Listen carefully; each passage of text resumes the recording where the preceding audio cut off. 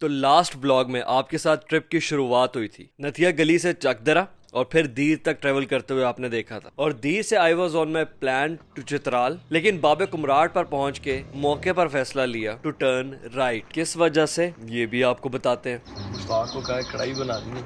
हाँ मुश्ताक, प्याज टमाटर दही चिकन ले ले। मुश्ताक इंशाल्लाह आज तो स्लीपिंग बैग में सोना है। Sleeping bag. हाँ आज तो पसीना इतनी ठंड देखनी है। आज शौक पूरा करना है। अच्छा, प्लान इस तरह से था कि हम बेसिकली तो चित्राल के रूट पे जा रहे हैं। रास्ते में डिसाइड कर रहे हैं कि कोई भी अट्रैक्शन अच्छी लगेगी जहाँ का माहौल बनेगा। 37 टेम्परेचर आ रहा है, लेकिन गर्मी थी बहुत ज़्यादा। गाड़ी का भी पता चल रहा था, बाइक पे भी इशारे बता रहा है, फुल हीट लग रही थी। उस गर्मी की वजह से ना ये छोटा सा डिसीजन हमने लिया है कि कुमराट के दरिया में ना जाके एक दफ़ा डुबकी लगानी है यार। आप भी अभी गर्मी में ही बैठ के ये वीडियो देख रहे हो ना, मुझे पता है आपको भी अभी तक शर्म नहीं आई कि निकल के आ जाओ, आम ले आओ, ठंडे बैठ के दरिया में बैठो। और गर्मी सिर्फ मुंह से कहने की बात नहीं है, हालत ये है कि देखें ठंडी पानी की बोतलें ऊपर डाली जा रही हैं। ऑल दो मैं गाड़ी में एसी के साथ ट्रेवल करके आया हूँ, लेकिन एनवायरनमेंट का असर ये है कि उतरते बैठते बाहर रुकते गर्मी बता रही है कि मैं हूँ। और इस बला से ही जान छुड़ाने के लिए हमारा इंस्टेंट ठंड का फैसला कुमराट था।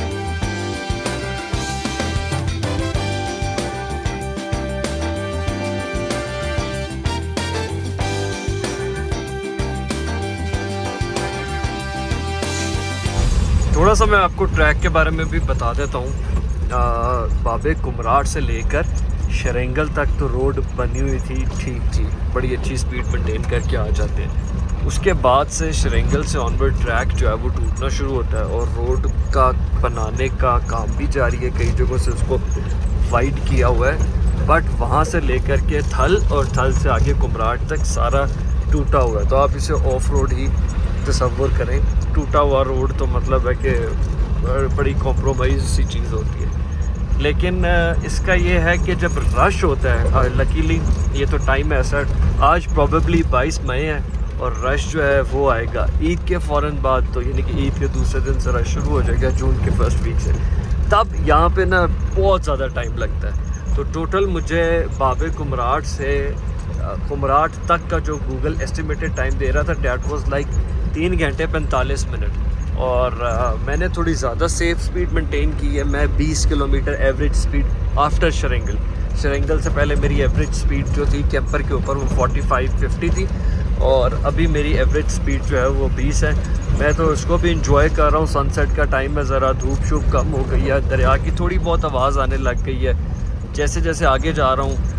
और जहाँ वो कहते हैं ना कि मैनकाइंड ख़त्म होती जाएगी, मैं अपने नेचुरल हैबिटाट में जाता रहूँगा।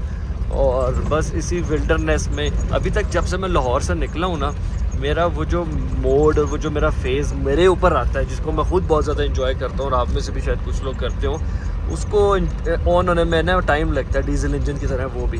तो वो फेज़ मेरा मोड एक्टिवेट हो जाना है जैसे विल्डरनेस में जाके हमारी जो है ना कनेक्टिविटी नेचर के साथ थोड़ी सी बढ़ जाएगी। तो सो फार सो गुड। बाकी ये है कि कैंपर मुझे इस ऑफ रोड ट्रैक के ऊपर ज़्यादा मज़ा करा रहा है, क्योंकि रोड पे तो मुझे पता है ये अच्छी चीज़ है, मज़ा कराती है, कंफर्ट तो है ही है, लेकिन जिस तरह से इसका एक टैंक स्टाइल का व्हील बेस है ना, लेंथ उसकी बड़ी अप्रोप्रिएट है, और जिस तरह ये फ्रंट भी सॉलिड एक्सेल है, पीछे भी सॉलिड एक्सेल है यार, literally it's like best of both worlds, luxury plus toughness combo है हर चीज़ का। टाइम जो है वो इस वक्त 6:10 हुआ है, और थल में हमने छोटी सी ब्रेक लेनी है। थल पहुंचने में शायद 6 या 7 किलोमीटर रह गए हैं।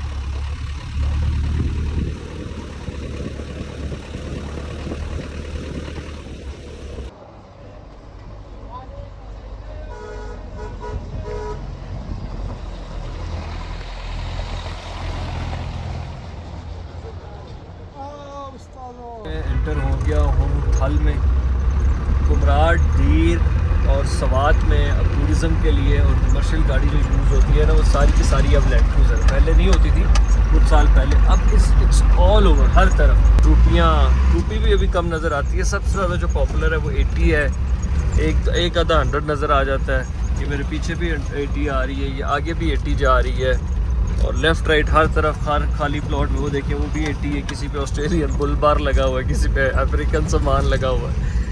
ज़ाहिर है जहाँ पहले ज़िंदगी गुजारती रही हैं 80याँ, ये भी 80 आ गई।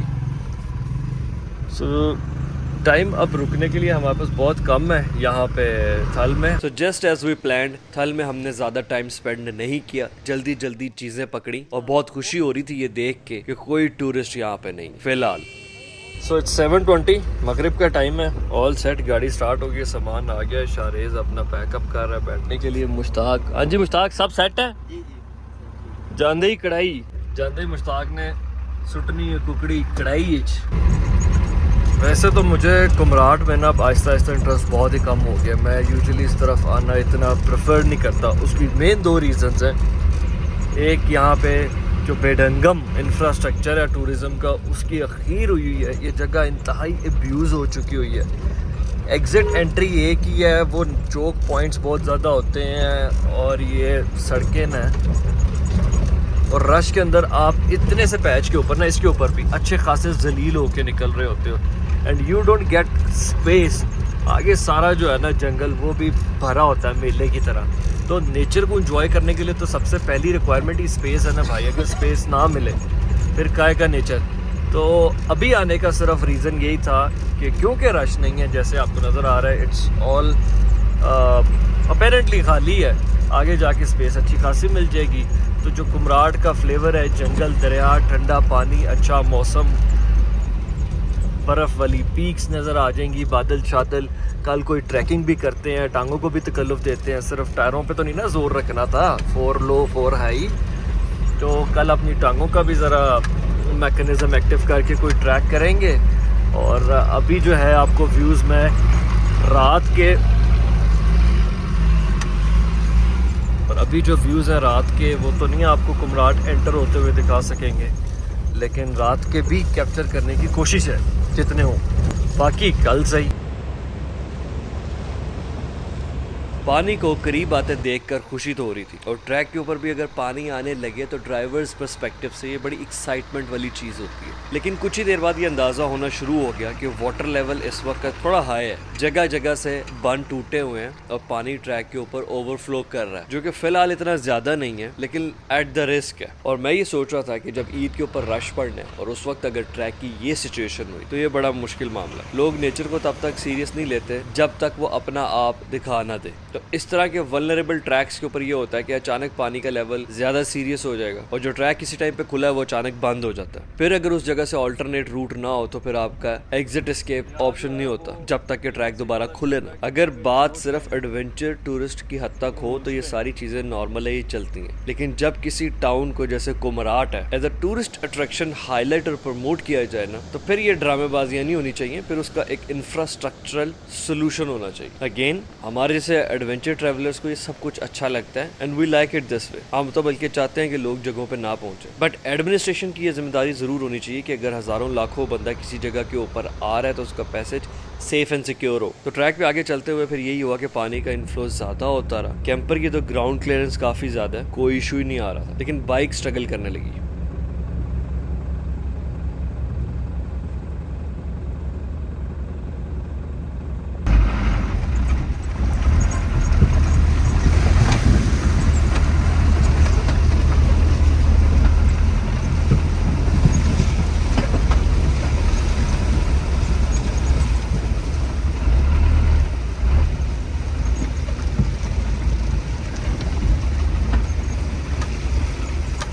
उतरे ठीक है, रोड यही है ना? हाँ रोड यही है। आप उतरे, मुझे पानी की डेप्थ का पता लगता रहेगा रोड साइड। चलो ठीक है, ओके लेकिन क्रॉसिंग करके थोड़ा रुकने का मेरा वेट कीजिए। ओके।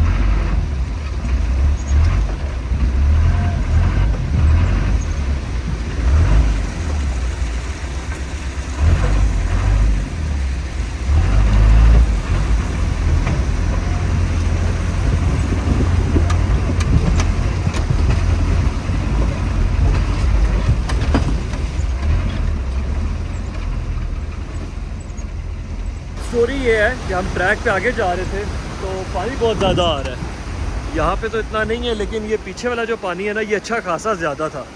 तो शारेद अभी पीछे बाइक पे था, मैंने कहा मैं कैंपर गुजारता हूँ, डेप्थ का पता चलेगा। लोकल यहाँ पे आया है तो वो कह रहा है कि आगे इस ट्रैक पे पानी बहुत ज़्यादा है, गाड़ी कैंपर नहीं जा सकता।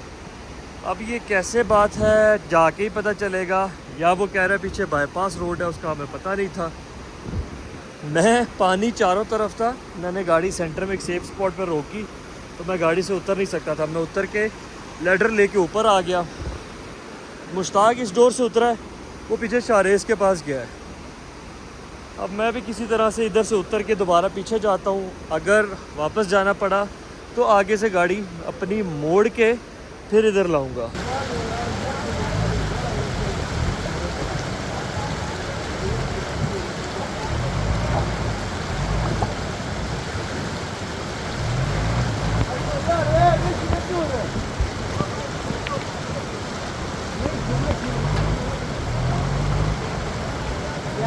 देखिए पानी थोड़ा ज़्यादा है ना उसको।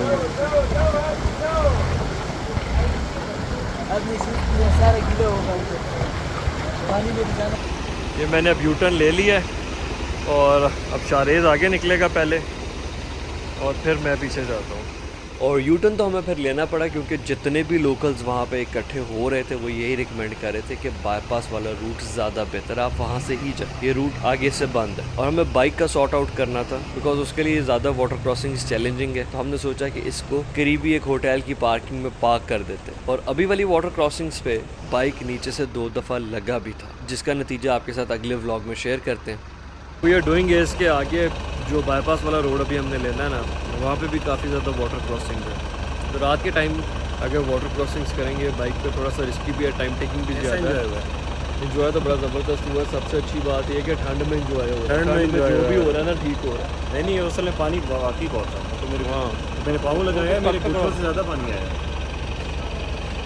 मज़ा आया। ठंडा था। ओ फिलहाल मेरी जो सबसे बड़ी फिक्र है ना वो ये है कि कढ़ाई कब बनेगी, मुझे उसकी टेंशन है। हम मुश्ताक 2 घंटे लग जाने में, तो घंटा पहुँचने में लग जाना, आधा पौना घंटा, अगे तो घंटा ही होएगा।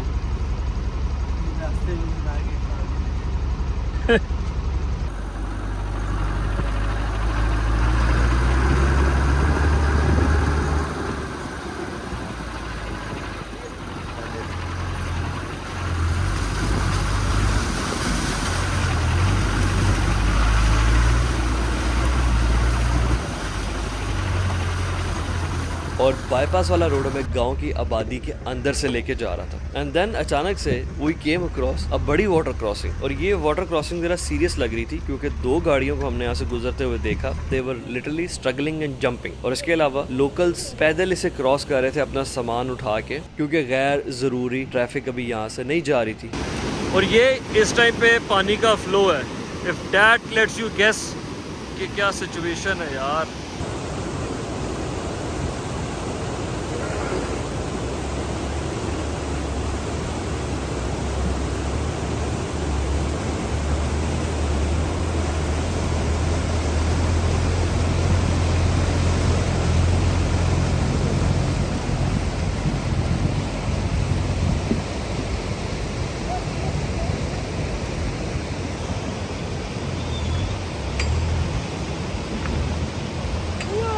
जिन गाड़ियों को मैंने यहाँ से गुजरते हुए देखा था उनकी निस्बत कैंपर बहुत इजीली अंदर उतर रहा था। फर्स्ट ऑफ ऑल ये है कि ग्राउंड क्लियरेंस बहुत अच्छी है, सेकेंडली टॉर्की बहुत ज़्यादा है, तो कहीं ये ज़रूरत नहीं आती कि जी लाजमी पेस बना कर ही निकलना। जिस मर्जी पोजीशन में गाड़ी पूरी खड़ी करके भी दोबारा उठाई जाए तो टॉर्क साथ देता है। मैं सिर्फ इस चीज़ से केयरफुल था कि अपेरेंटली पानी के ऊपर से पत्थर नीचे तो नज़र नहीं आ रहे, कोई डीप डिग ना हो जो गाड़ी का बैलेंस अचानक ख़राब करे। बट मैंने भी उसे क्रॉल मोड में रखा और बहुत ईजीली इट सेल्ड थ्रू।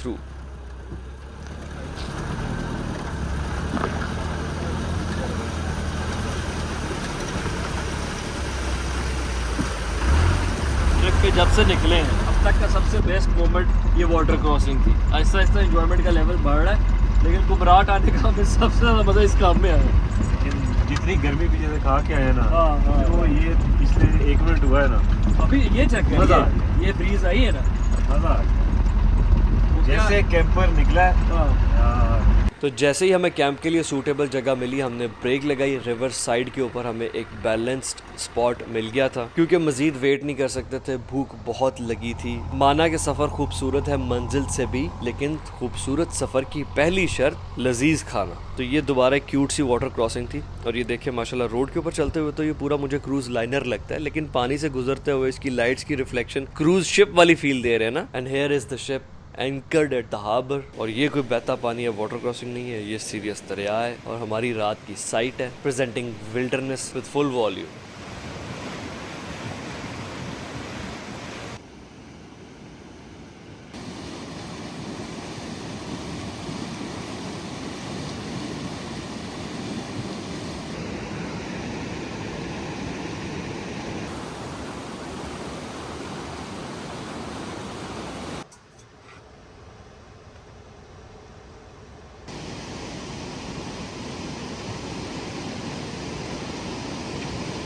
तो यार फाइनली खूबसूरत दिन, लंबी ड्राइव के बाद हम पहुंच गए हैं अपनी कैंप साइट की। हमने जगह डिसाइड कर ली है, लोकेशन बहुत प्यारी है। कुमराट आने की यही फील चाहिए थी ना कि हम सो रहे हों तो कानों में दरिया की आवाज़ मुसलसल आती रहे। और ज़रा मौसम वैसे ठंडा है, जैकेट देख ले मैंने पहन ली है, लेकिन दरिया ने भी गेम उठाई है क्योंकि बिल्कुल हमने रिवर बेड के ऊपर साथ सोना था। अब ये पेनिनसुला टाइप का लोकेशन बनती है, 3 तरफ पानी है, कैंपर खड़ा किया है, अभी चीज़ें वगैरह एडजस्ट की हैं, बैलेंस कर ली है। यहाँ पे भी बन जाएगा रात को बेड। मुश्ताक ने रोटियाँ पहले लगवा ली हैं मुश्ताक ने, और पीछे से होटल से तंदूर से, और कढ़ाई अभी बनानी शुरू की है। सब्जियाँ कट रही हैं, देखते हैं कितनी देर में। 40-45 मिनट कितनी देर बोला था? हाँ जी इतनी देर ही लगेगी। 40-45 मिनट? हाँ जी इससे पहले ही हो जाएगी। बस रेस ही है फिर। ठीक। तो 40-45 मिनट में इंशाल्लाह कढ़ाई बन जाएगी। इनडोर किचन में भी हम बना रहे हैं क्योंकि आउटडोर हमने खोला ही नहीं है, ज़्यादा चीज़ें बनानी नहीं है, सिर्फ कढ़ाई है। और बाहर लगा ली है कुर्सियाँ, बैठते हैं आग शाग जला के, उतनी देर में खाना आई होप अच्छा बने। वैसे जिस तरह भी बनेगा उनते अच्छा ही लगेगा क्योंकि इस तो अलावा कुछ लबना कोई नहीं, तो जिन्नी भुख लगी है। चलो जी अब बाहर के व्यूज़ दिखाता हूँ आपको।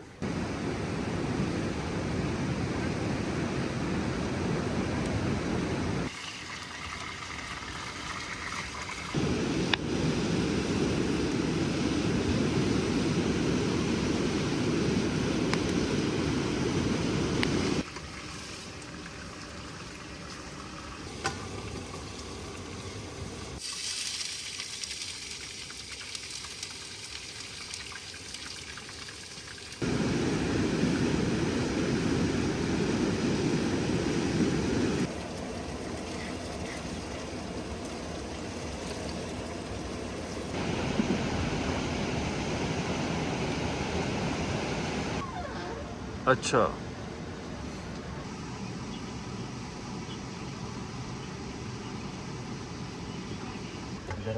जी वो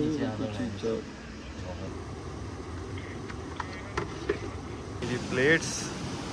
वाह मुश्ताक का खुराक में इधर आग के पास ना रखें, हाँ इसके पास रख दो ना, इधर से डाल लेंगे।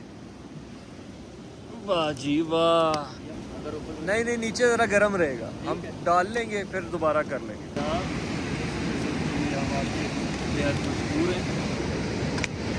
खाते हैं तो हैं, नहीं तो हम रुकने वाले नहीं। वाह मुश्ताक वाह, लव यू। एक पप्पी इधर एक पप्पी उधर। क्या सीन है, गर्म करने का है?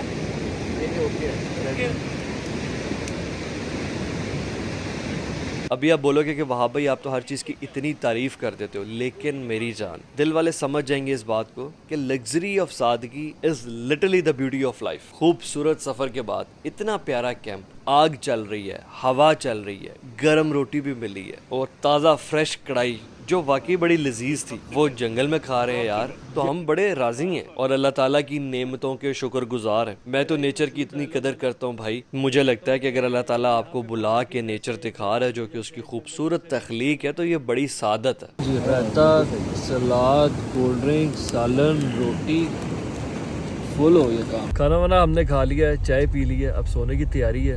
जितना इस वक्त मज़ा आ रहा है ना, वो मतलब बयान करने वाला नहीं है, लेकिन बोलने वाला भी नहीं है। उसमें कुछ कहने का भी दिल नहीं कर रहा, सिर्फ दिल ये कर रहा है कि यार इतनी देर बाद अपने मतलब का ट्रिप शुरू हुआ है, तो पहले उसको एब्जॉर्ब करें, समेटें, उसकी हर चीज़ को, छोटी छोटी डिटेल्स को एंजॉय करें। और उसके बाद, क्योंकि अब ये ट्रिप है ही बहुत लंबा, मैं तो बल्कि आपको इस पॉइंट पे कहना चाहता हूँ कि probably this north series is going to be the longest of my life as well, या इसके अलावा कभी भी आपने सोशल मीडिया पे पाकिस्तान के नॉर्थ की इससे लंबी सीरीज़ शायद ही देखी हो, मेरा नहीं ख्याल होगी। अब अल्लाह तौफीक दे कि हम उतनी लंबी से खींच भी सकें जितनी प्लान की है। तो बड़ी बातें हैं वो आगे करते रहेंगे। सफाई हो गई है, सारा किचन पैकअप, खाना वाना सब ऑल डन। वो पीछे मेरा बेड बन रहा है, शारेज कह रहा है कि उसने पेंट हाउस में सोना है। ये हमारा पेंट हाउस है। मेरा पेंट हाउस देखना जरा। अभी ये सामान साइड पे होगा, स्वीट खाली करके देंगे। उसके बाद मिलियन स्टार्स। ये जी ऊपर वाला बेड तैयार हो गया है। और कितने खिलौने चाहिए यार एक FJ के अंदर। तो अगले व्लॉग में आप कुमराट में हमारे दिन के खूबसूरत व्यूज़ देखेंगे, बाइक का सरप्राइज अनफोल्ड होता हुआ देखेंगे। फिर तूफानी मौसम में हम कुमराट से निकल कर जाएंगे दीर टुवर्ड्स चित्राल।